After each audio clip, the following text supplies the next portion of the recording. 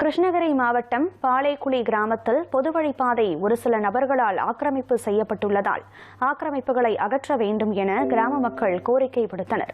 இதுகுறித்த கூடுதல் விவரங்களை நமது செய்தியாளர் ரமேஷ் வழங்க கேட்கலாம்.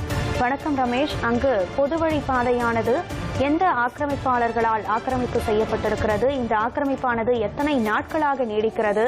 இதனால் அந்த பொதுவழிப்பாதையை மக்கள் பயன்படுத்த முடியாத நிலை எத்தனை நாட்களாக நீள்கிறது?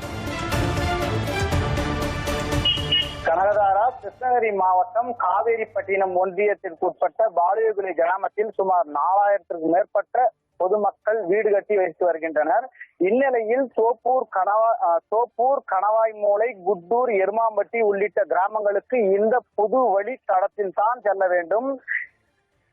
இச்சூழ்நிலையில் பொது வழி தடத்தில் அதே கிராமத்தை சேர்ந்த சிலர் பொது வழி பாதையை ஆக்கிரமிப்பு செய்து வீடு கட்டி வசித்து வருவதாக கிராம மக்கள் குற்றச்சாட்டு வைத்திருக்கிறாங்க. இதனால் கிராமத்தில் நடைபெறும் மாரியம்மன் திருவிழா, ஊர் திருவிழா, பொங்கல் திருவிழா மற்றும் எருதுவிடும் திருவிழாக்கள் உள்ளிட்ட பல்வேறு விழாக்களின் போது பொதுமக்கள் இந்த வழித்தடத்தில் தான் செல்ல வேண்டும்.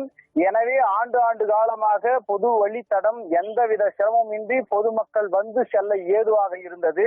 தற்சமயம் சிலர் அந்த பொது வழித்தடத்தில் ஆக்கிரமிப்பு செய்து வீடு கட்டியதால் வழித்தடம் முழுவதும் 2 சக்கர வாகனங்கள் தவிர எந்த வாகனமும் உள்ளே செல்ல முடியாத சூழ்நிலை ஏற்பட்டிருக்கிறது.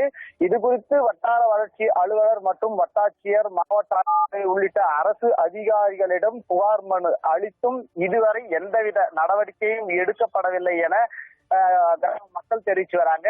ஆக்கிரமிப்புகளை அகற்றி நடவடிக்கை எடுக்க வேண்டும் என கிராம மக்கள் கோரிக்கை விடுத்துள்ளனர். கனகதாரா, விவரங்களை வழங்கியமைக்கு நன்றி ரமேஷ்.